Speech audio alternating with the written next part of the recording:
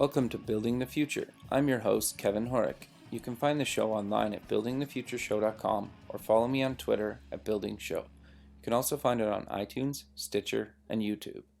I'm excited to announce that I am now a brand ambassador for the Business Rock Summit in Manchester, England, April 21st and 22nd, where Steve Wozniak is headlining. More details at business-rocks.com. Welcome back to the show. Today we have Jonathon Cadden, Managing Director, Founder of the Business Rock Summit. Jonathon, welcome to the show. Hey, how's it going? Thank you for having me on. Yeah, I'm excited. We got some big stuff kind of planned for April 2016, but kind of maybe before we get into that, let's kind of get to know you a little bit better and talk about kind of where you grew up. Yeah, awesome. Born and raised in Ramsbottom, I like to call the centre of the universe, which is just north of Manchester, England. So a couple of famous football teams from around the region, but my football team's the red one. I've lived here pretty much all my life. Apart from I took a year out and travelled the world for 365 days. Really? 2002 to 2003, bonfire night to bonfire night, 5th of November to 5th of November. That was pretty cool. Flew straight into New York, drove down the coast, went right across America, stayed in Miami for a week, swam in a tropical storm in Miami on South Beach. Really? Pink lightning. Drove right across America, down Grand Canyon, down to Mexico, Fiji, Thailand, Cambodia, Laos. Lived in Australia, surfed in Australia, travelled up the coast. Yeah, pretty cool. But and then did a couple of years out in Spain. But yeah, pretty much for 30 odd years, I've just lived in Manchester. I love it. It's a good country to do business in, the United Kingdom. It rains a lot, but it's a very good country to do business in, and it's my home. I love it. No, that's awesome, man. Like I'm extremely jealous. I would love to see the entire world, and especially a year. You must have, like, the experiences and the stories you must have would be fascinating. Well, there's 3 diaries in my bedroom drawer, 3 books that I wrote for 365 days, and very in depth, and they'd be a world bestseller. One day they might get published. So sure. No, I think that'd be awesome. Pretty priceless. Yeah, they're pretty cool. Got some crazy stories in them. Sure. No, that's awesome. So I'm kind of curious then, what did you kind of take in post-secondary? You mean education? Yeah. So I left school and I went to college, to Bury College, and I did media studies, English, A-level English and media studies. I got a terrible grade at A-level English, but I loved media studies. It's really weird. This only just dawned on me the other day, that in media studies, we was introduced to doing graphic design and stuff. And our teacher at the time, tutor teacher, gave us a project for one of our modules, and I've just realised that one of the subjects that the project was around was based on, I don't know whether it was hypothetical or whether it was real, in America, a festival called Lollapalooza. Yeah. We had to design, and this has gone out of my memory for years. And we had to actually design. My posters were absolutely rubbish. I got a distinction, but the graphic design skills was terrible. But we had to design like a full like a presentation on this module on this festival called Lollapalooza, and then it's completely gone out of my brain for years and years, and then I've just realized that I'm now in the middle of designing an international tech and investment and music conference in the mold of an American one, and that's what I did at college. It's really weird, and it just dawned on me the other day. I was like, oh my god, how things come full circle. Maybe subconsciously it was always meant to be. Sure. No, that's awesome. I think it's interesting because I've heard a few people over the years that when they're in school, they design posters for Lollapalooza because it's kind of like one of those international music festivals that kind of travels the globe, and it's always kind of had really, really cool artwork. Yeah, mad. And it just was completely put out of my memory for so long. But so yeah, we did like graphic design, media studies, and then so it's always been a passion really that's flown through my veins. And then I went on to do graphic design and web design for a local newspaper, and then I went traveling, come back, and I got my old job back at the same newspaper. Like 365 days later, I was actually in Bangkok, and my managing director actually emailed me 3 days before I was due to come home and offered me my old job back. So I was like literally 2 days after coming back from traveling, been partying like every night on beaches and God knows where around the world. And then suddenly I get back and I'm sat at the same Apple Mac looking out the same window in the dark at like 5 p.m. at night. It's dark, it's raining, it's November, and everyone said, "Oh, it's good to see you back. Did you have a good time?" And I was like, yeah. And then 2 minutes later, everyone's back to work, and I'm sat at this same computer, just thinking, "Oh my God, did he even go traveling?" So then I just had to change industries. I had to move into sales and earn more cash, really. So that was the catalyst for the move. That was in 2004. Okay, so you went into sales, and what was that? What company Yeah, did you go so to? I stumbled into recruitment. I didn't even know. It sounds really stupid. I didn't even know it was an industry, recruitment.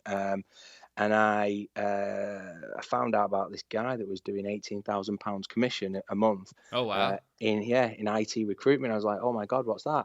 So I kind of like went for loads of interviews with my Apple Mac laptop, saying I kind of spun the story a little bit.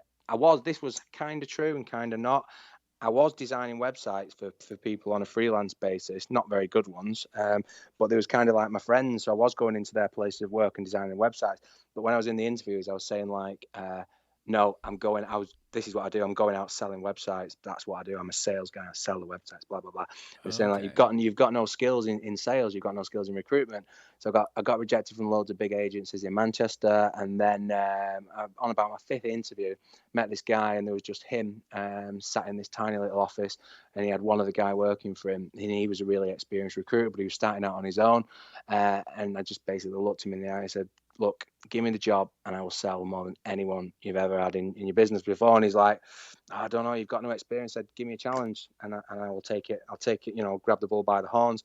So he was like, right, I'll give you a challenge. So he just threw these pieces, like 100, a big stack of printed out yellow pages on my desk. Give me a phone. And he said, right, 120 cold calls a day or else you're sacked.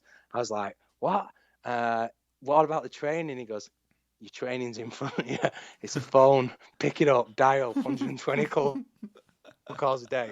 Or else you're sacked. I was like, I don't even know anything about recruitment. I was like, okay. So I was like just smashing through these phone calls, and I thought, okay, I'll show you how it's done. So I was taking great pleasure in just like chalking all the calls up, bang, bang, bang, bang, bang, going through them. And then I broke all the records for him.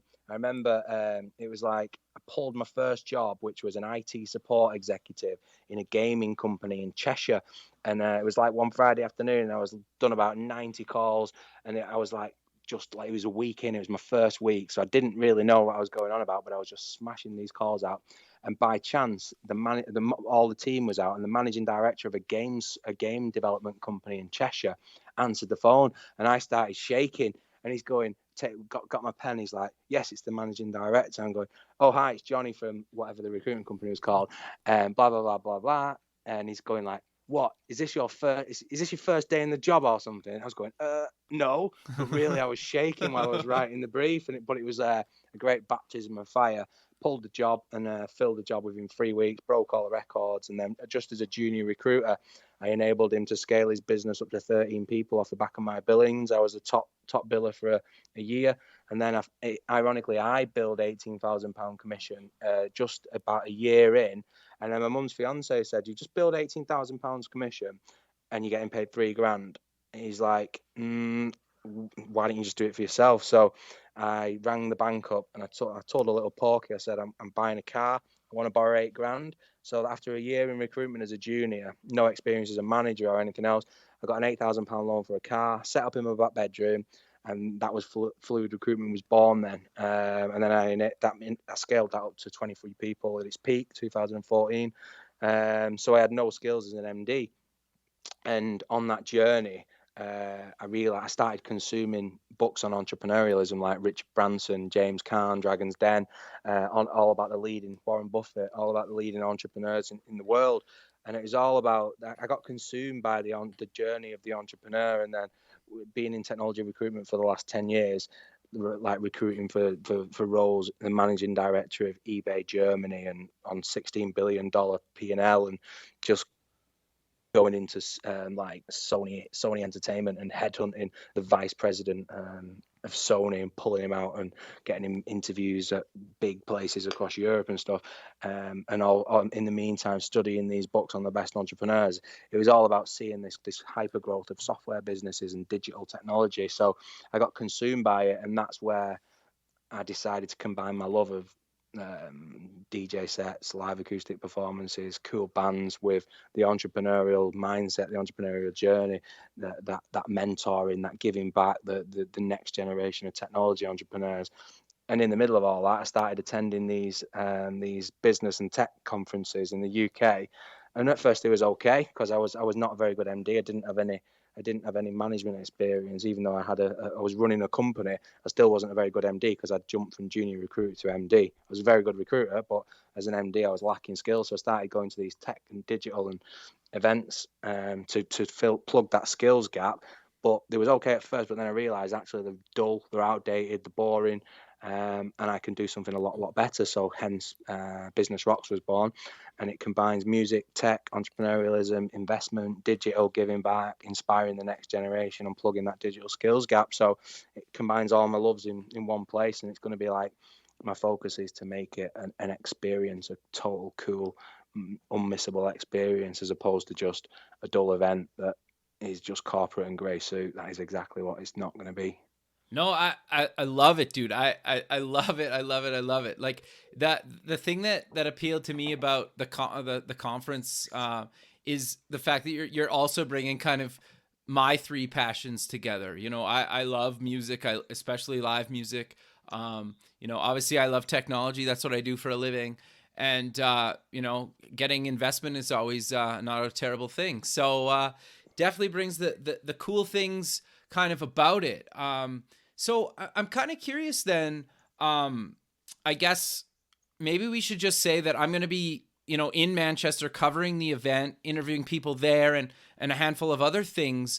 And so we're kind of partnering on that. And I'm super, super excited to actually get over to Europe. I've never actually been, and it's going to be my first time. And, you know, I'm going to take some days after the show and kind of tour around a little bit. Yeah. But yeah, like I'm super pumped to be a part of it and a brand ambassador for the summit.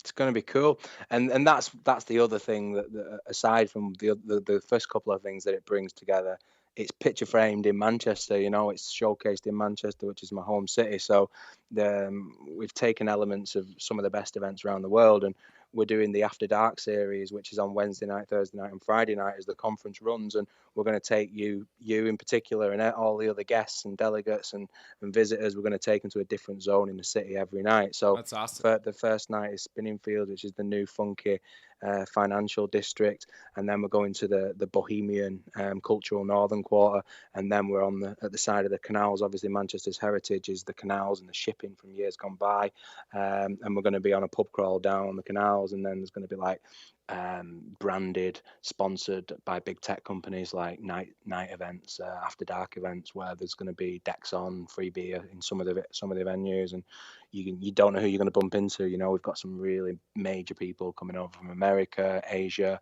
all over the world. So you just don't know who you're going to bump into, and that's what it's all about. It's about the collisions. It's about those extra special networking moments where companies merge, people get new jobs, and great things happen. Sure. No, I think it's awesome. And I think the other thing that is worth mentioning that Steve Wozniak's going to be your keynote speaker. Yes, he is. There was. When I started this thing out, I started it literally 2 days after my baby daughter was born, Dottie May. But that's like 18 months ago. Oh, sure. She's Congrats. now, You're a new dad too. Cause our daughter's just 13 months. So I'm a wow, we're little bit swimming in the behind you. same. Yeah, not too far off. She just start getting cheeky now. She's learned the word no, everything. She's getting so cheeky.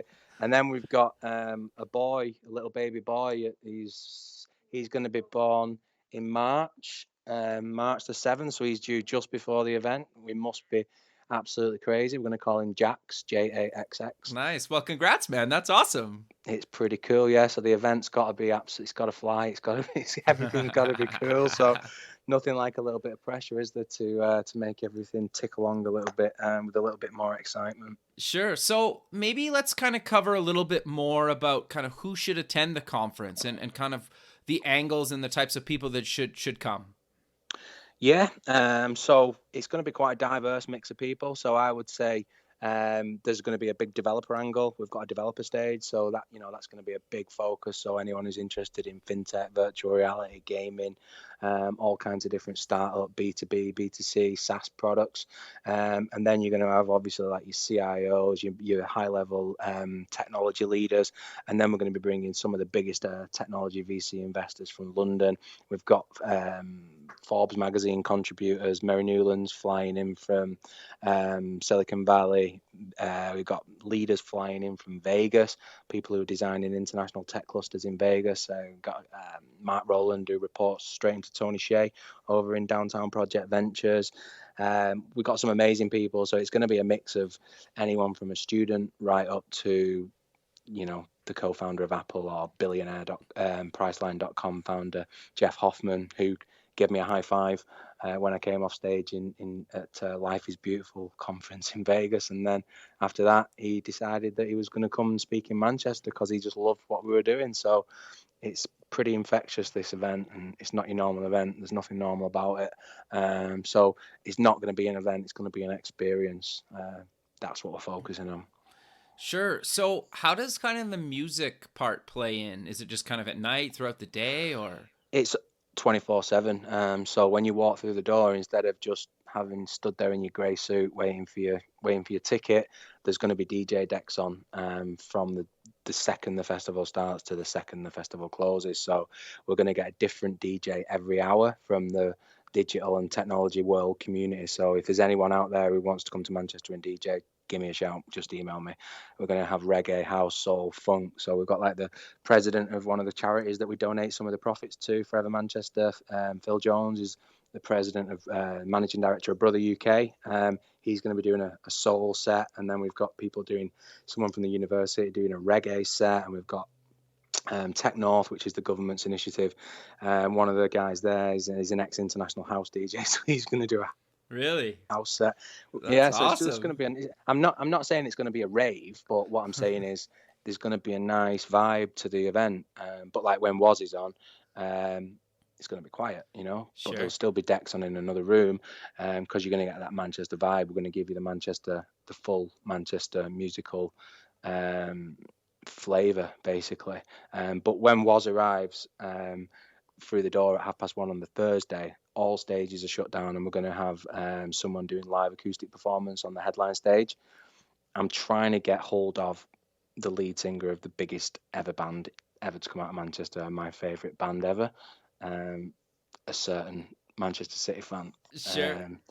I'm trying to get hold of a certain Noel Gallagher, but he's not easy to get hold of. But I would, he wants to represent the city as well. So we're in talks with both football clubs as well. We're about to announce one of the football clubs as one of our sponsors. The other one will be following as well, and we will be getting speakers, representatives in some kind of vein from both clubs, I would imagine. I put a public speaking request out with Sir Alex Ferguson, but he's out of the country this April. But I've been in contact with his son, and it looks like we're going to get him for 2017 if he's available. I've got to reach out to him similar time next year. So we're already forward planning for the year after and the year after that, because we want to be the biggest tech conference in Europe within 5 years. Sure. No, I think that's awesome, and I think it's totally doable. And you're right, you do kind of have to plan these things even a couple of years out, just based on how busy some people are, right?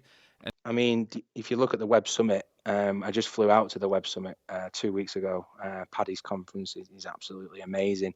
When I was happy to compete head to head with the Web Summit, but then I found out that they was going to Portugal for 2016. It was like all my Christmases had come at once. So I jumped on a plane with 2,000 flyers and 500 business cards and literally pitched every single business in there. So I think that we've got a really good opportunity in Manchester, because we are 2 hours from London, so we can bring London to Manchester. We've also got the brand new £1 billion investment into the air links to China from Manchester, and the new airport city with all the Chinese investment coming in.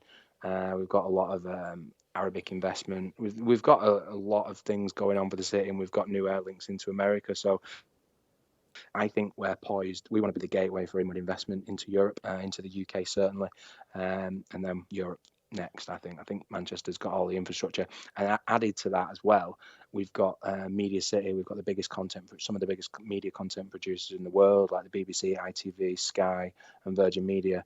There's a very, very, very good chance that all those will be involved in this event as well. So we've been talking to them for months, and we're very far down the line with a lot of them. That's awesome, man. I'm pretty cool. Yeah, I'm super, super excited. Like when you and I talked a month or so ago, I was, very, very pumped about what you're doing, and to be a part of it. I'm really looking forward to it. I can't stress that enough.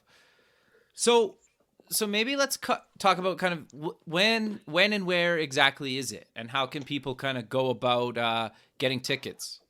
Yeah, so it is. It's April 21st, 22nd, 2016.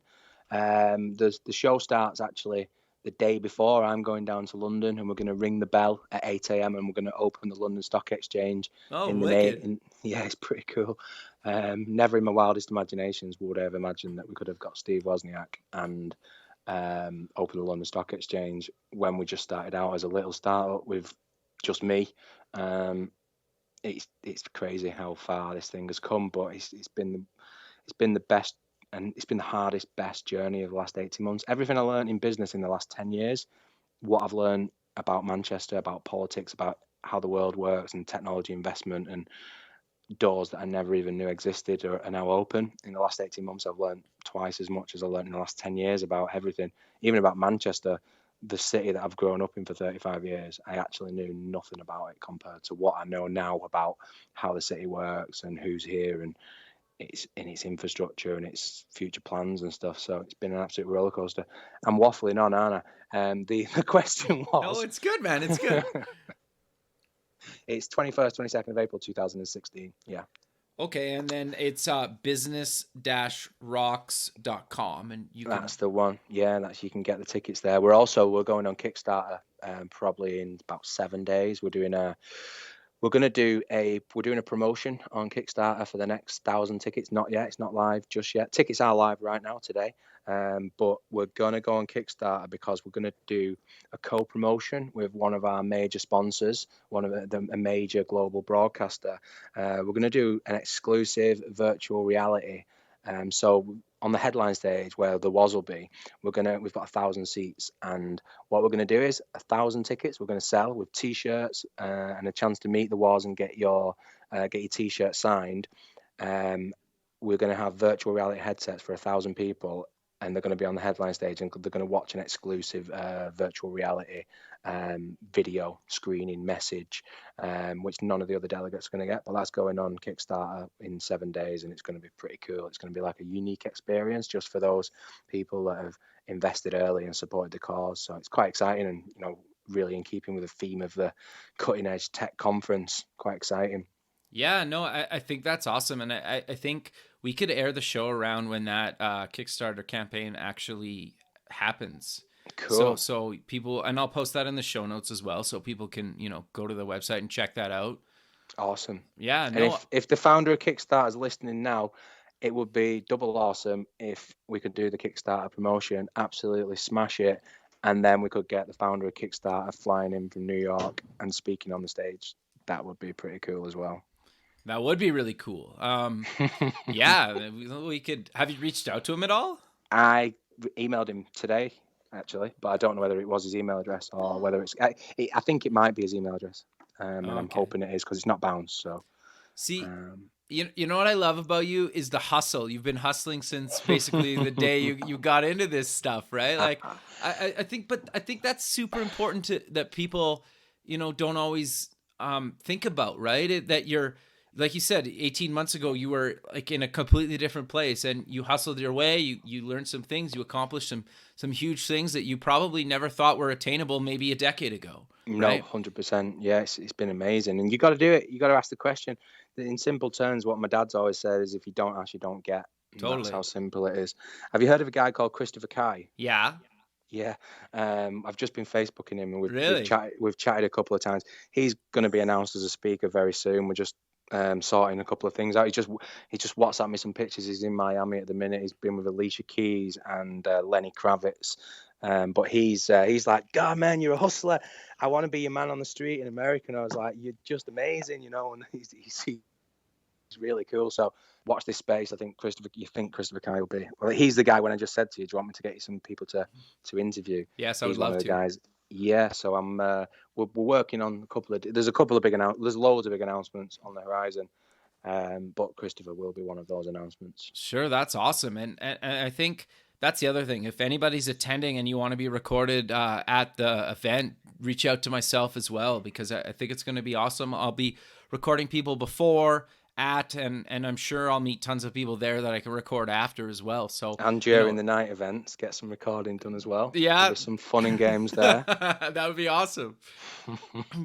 Yeah, and I'm hoping, and I'm not 100% sure if I can do it, but I signed a TV deal in the States for the show's gonna get TV, and I'm wondering Wow. if I can maybe record some TV a season at the conference. I have to work out the logistics of that, but that might be something that if I don't do it this year, I'm hoping for sure to do it next year. I think if you need a reason for your producers to sign that off, this is like very, very secret, and not even, this is like, even though I'm saying it on a radio show, today I've just put together 50% of a World Leaders Summit. So halfway through, well, on the Thursday at 4 p.m, 20 of the international speakers will be going away to a rooftop room overlooking Manchester with a couple of major broadcasters, and we're going to do a world leaders invite only roundtable. Really? And we're going to produce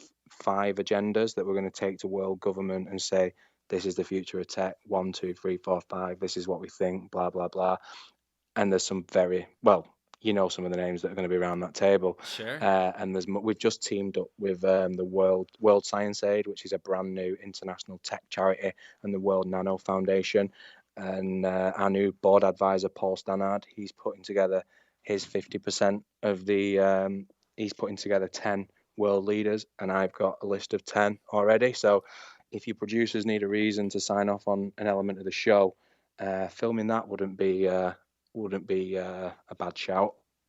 No, yeah, that sounds awesome. Yeah, let's maybe talk offline about that a little bit more. I'm definitely curious about that for sure.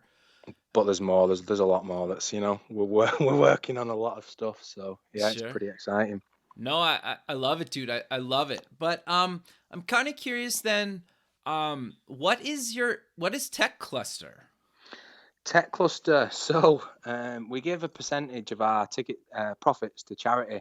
The charity that we chose for the launch event, the small launch event that we did this year, was Forever Manchester, because we want to get deep into the roots of the community and give back. So I was at one of the monthly networking events in a bar, just waiting to go downstairs because the venue wasn't ready. And I was pitching to this guy at the bar going, blah, blah, blah, blah, blah, this is what I'm doing, this is what I'm doing, this is what I'm doing.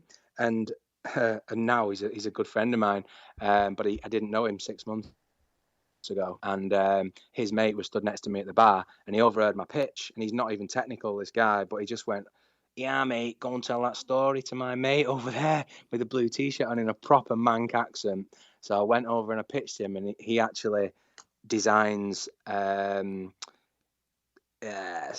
social platforms, basically, like platforms for similar to LinkedIn. That's what his business does. So he said, I'll do you one for Business Rocks. And I said, I don't really want to do that. I don't want to mix the brands. So I went away and I was washing the dishes about 3 days later at home after our evening meal, and I just came up with Tech Cluster. So it's going to be an app that's going to map the world's tech, creative, and investment communities via iBeacon technology and GPS. And it's a really cool alternative to LinkedIn, but it's specifically for the tech, creative, and investment community. And it's all about mentoring, giving back, getting funding for your business. It's going to be pretty cool. So we're just going through VC funding for that now. We're hoping to have it live for the event and to use it to break the world record hackathon during the event, the Guinness World Record. But VC funding is a funny old thing, and we're just trying to get the cash together right now. We're in talks with investors in London, as you know, day in, day out. So we've got the quote, we've got the plan. It's all specced out. We've got like a 32-page tech spec design, and it's really funky, really sexy piece of software.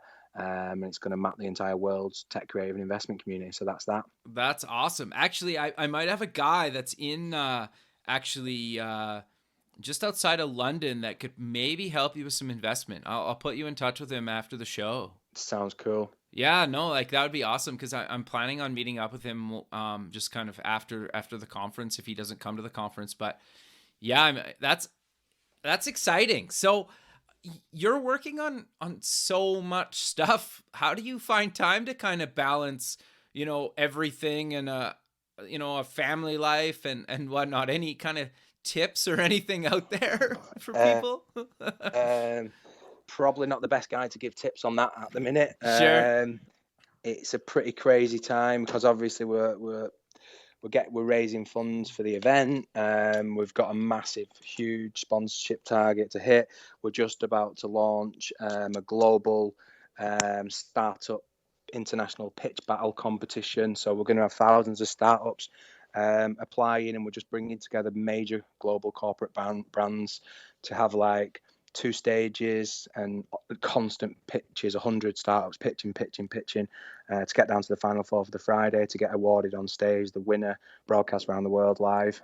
Top 3 get prizes, and we're putting together a massive prize package now. So my life and the event has pretty much consumed me for the last 18 months. So it's tough to balance family. But I'm having a family night tonight. I'm working hard, very, very, very hard. But I don't know. This is my calling in life, and this is just I've got to do it. I'm in deep now, very deep. Yeah, no turning back now. But it's good, it's an inspirational, amazing, totally amazing journey, and Paul Stannard, who's just come on board as a board advisor, who's the chairman of the World Nano Foundation, chairman of the World Science charity. God, my head's going. It's been a long day. He says, he's been inspired by meeting me, and he does major global deals. But he's given us his time, and he's coming on board with us, and he's going to help mentor us and help take us to that next level, because he's launched loads of events, and he's like, you got to experience the pain to understand the gain. Totally. To appreciate the gain. And he's right. Nothing that's worth having in this life is going to be easy. How good's it going to be having a round table with Steve Wozniak? Did I ever in my wildest imaginations imagine that I could achieve that? And it's insane. The founder of the best, biggest ever, coolest, amazing tech company is coming to my home city, and because I've invited him and inspired him. So I'm privileged, really. So that's why I'm working as hard as I possibly can, harder than is human, really. It's not. I'm working very hard, but it's coming off. Some of the biggest. VMware reached out to us the other day. We're talking to Microsoft, we're talking to everybody you can possibly think of. He's getting excited about this project, and we're on the verge of a tidal wave of announcements. So it's pretty exciting. No, that's awesome. I love the passion, and I love the hustle, and I love the idea that you're kind of just doing it yourself, and you found a hole in the market, and you're like, this is how it's got to be done, and I'm gonna just do it, and I love it. I love it. It's against everything that should happen, really. I shouldn't really be here. It shouldn't really be happening. There was no space for it. Well, there was a space for it in Manchester, but nobody had the balls to or the audacity to try and pull it off, because it is quite a crazy thing that we're putting together. And some of the big corporates can't really get their head around it at the minute, because there's a lot of spinning plates, and really this is happening at a tech festival all day, DJ sets. Are you sure? Yeah, this is how it's going to be, and when they actually see how it flows, it's going to be like a Glastonbury of tech festivals. It's going to be cool. Mini South by Southwest. Sure. Did you ever go to South by Southwest? I haven't yet, and so I'm bad for saying that, really. But it's an iconic event that I look Sure. up to, and I have studied it. But I haven't been. I've been to many places in the world and been to many festivals, most of them dance events and Sure. But yeah, I went to Tony Hsieh's Life is Beautiful festival and announced Steve Wozniak live on stage this year in downtown Vegas, and that was absolutely brilliant. And That's awesome. I think we'll be going back next year because we've got good relation. Well, we've got two people flying out from downtown, Mark Rowland and Heather Wild. Oh, nice. Heather was working for NASA when she was 16, and then she was the CTO of Evernote, deployed it globally. She's amazing. She's flying in to speak. And Mark Rowland, he's a project actualizer in Downtown Project Ventures. He's an amazing person. He's flying in as well. He reports into Tony Hsieh. So we've got some cool people coming, and I'll spin you those guys to get an interview with, and they'll blow you away. They're amazing people. Yeah, no, that's awesome, dude. I'm excited about this whole thing, and it's interesting because I have been to South by Southwest, and so it was a blast as well. We had a really good time, and it was pretty fun. So I'm super excited about the event and whatnot. So maybe let's kind of cover a little bit where people can kind of, again, find the event online and maybe yourself online and some of the other ventures.